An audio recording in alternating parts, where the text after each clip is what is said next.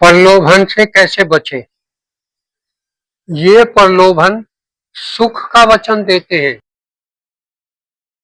परंतु आखिर में मिलता दुख ही है।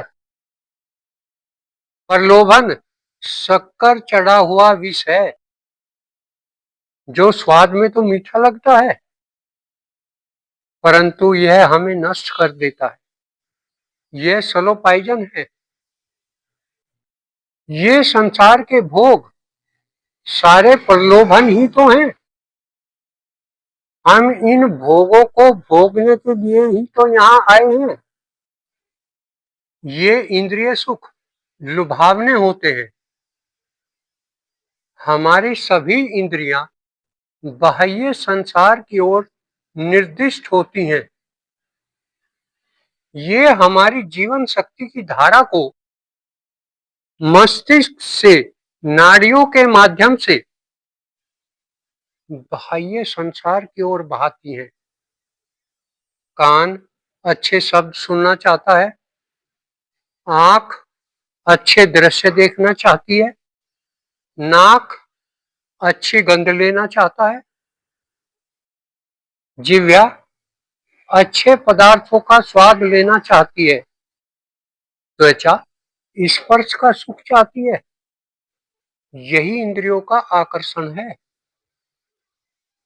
इसमें लिप्त हो जाना खतरनाक है। इन इंद्रियों के माध्यम से ही हम इन प्रलोभनों में फंस जाते हैं और बाह्य जगत में फंसते ही चले जाते हैं। ये इंद्रियां प्रलोभन में फंसकर धीरे धीरे आदतों में कन्वर्ट हो जाती है। एक बार किसी इंद्रिय अनुभव की पसंद को मन में बसा लिया तो वह आदत बन जाती है और वह आदत एक तानाशाह की तरह कार्य करती है। हमारी पांचों इंद्रियां लगातार यही करती रहती। मन इन सब इंद्रियों का राजा है। जितने भी संस्कार इन इंद्रियों के माध्यम से बनते हैं, उनकी भावनाएं मन के अंदर पैदा होती हैं, उनके विचार मन के अंदर पैदा होते हैं।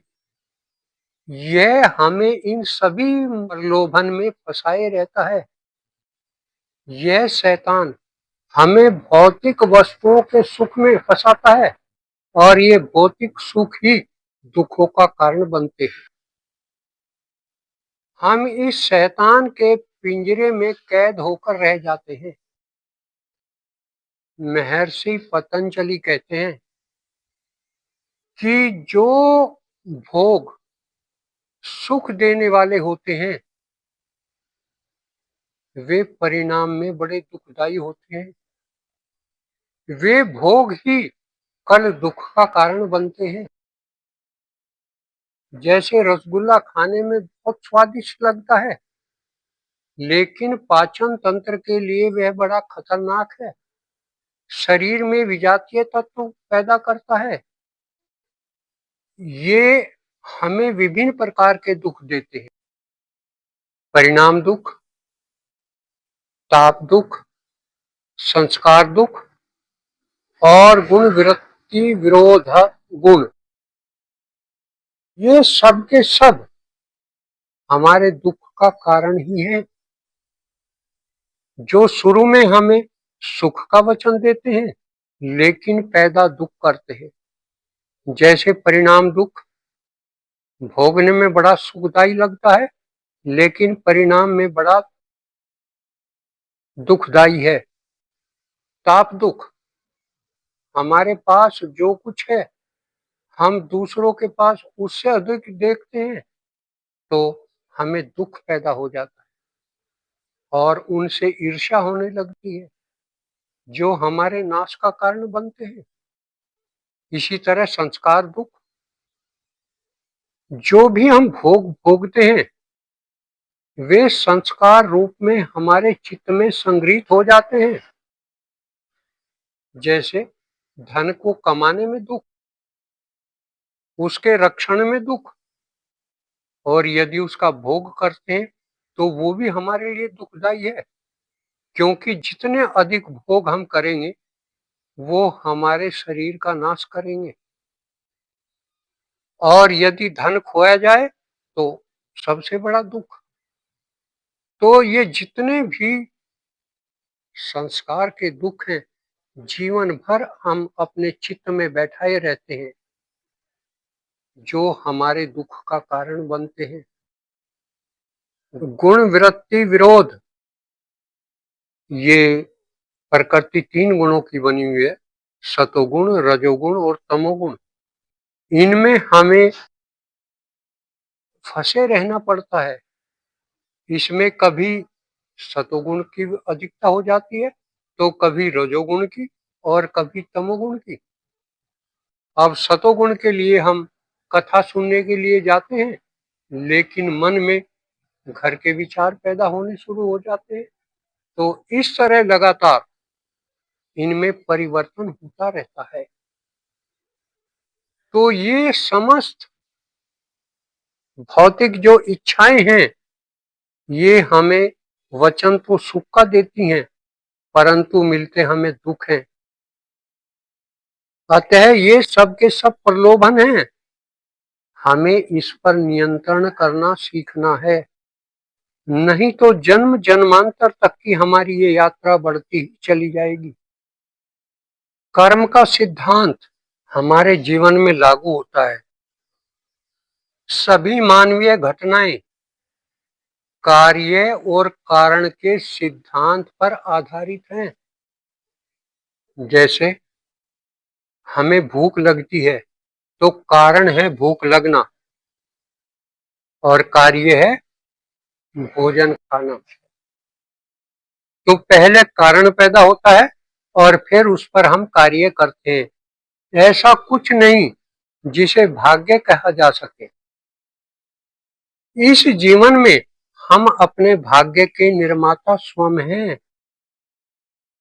अपने कर्मों को बदलकर हम अपने भाग्य को बदल सकते हैं। यदि हम झूठ बोल रहे हैं तो अपने भाग्य को बदलकर हम सत्य बोलना सीखें। यदि हम दूसरों से ईर्ष्या कर रहे हैं, द्वेष कर रहे हैं, तो उनसे प्रेम करना सीखें। यदि हम चोरी कर रहे हैं तो उससे हम हटें और हम संसार के जितने कार्य हैं उस परमात्मा के कार्य समझकर करें, तो हमारा भाग्य बदलने लग जाएगा और हम अपने जीवन को बदल लेंगे। प्रलोभन को ध्यान के द्वारा नष्ट किया जा सकता है। हम ध्यान के द्वारा अपने पूर्व जन्म के कर्मों को समाप्त कर सकते हैं। जैसे अग्नि में बीज को नष्ट कर देते हैं तो वे फिर फल नहीं दे पाते। इसी प्रकार हमारे पूर्व जन्म के जितने भी कर्म बीज रूप में हमारे चित्त में संग्रहित हैं, यदि हम निरंतर ध्यान करें तो हम उनको ज्ञान की अग्नि में भस्म कर सकते हैं और हमारा भाग्य बदल जाएगा। हम जब तक मुक्त नहीं हो सकते, जब तक अपने कर्मों के बीजों को ज्ञान और ध्यान की अग्नि में नष्ट नहीं कर देते। ईश्वर ही हमारी सच्ची संपत्ति है। ईश्वर में ही आनंद है। ईश्वर ही सब कुछ है जिसकी हमें तलाश है। लेकिन हम उस ईश्वर को इस संसार में खोज रहे हैं, जबकि वह ईश्वर हमारे अंदर है। ईश्वर ही सब दुखों की रामबाण औषधि है। उसको अपने अंदर ध्यान के द्वारा हम खोजें। एक बार ध्यान के द्वारा इन प्रलोभन पर यदि हम विजय प्राप्त कर लेते हैं तो फिर हम उस शैतान के चंगुल से छूट जाते हैं।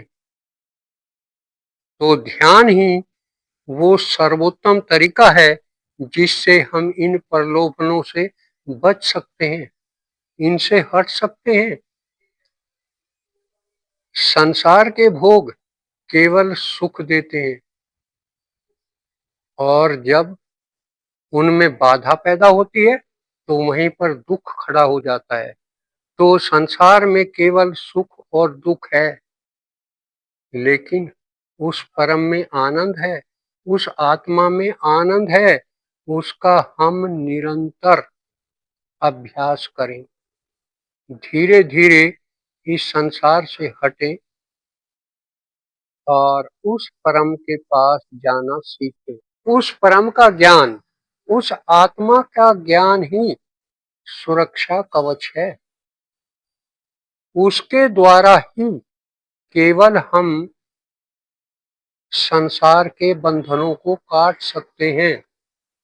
जैसे अंधकार को केवल प्रकाश के द्वारा ही दूर किया जा सकता है, इस तरह इस प्रलोभन को केवल ज्ञान के द्वारा ही दूर किया जा सकता है। ज्ञान यही है कि हम आत्मा हैं, हम शरीर और संसार नहीं हैं। ये शरीर और संसार तो प्रकृति है, लेकिन इसको बनाने और चलाने वाली आत्मा है। तो संसार में ज्ञान केवल एक ही है, उस आत्मा की जानकारी, उस ईश्वर की जानकारी। इसको अपने धर्म ग्रंथों से प्राप्त करें, सत्संग से प्राप्त करें और इस ज्ञान के आचरण को अपने जीवन में उतारें।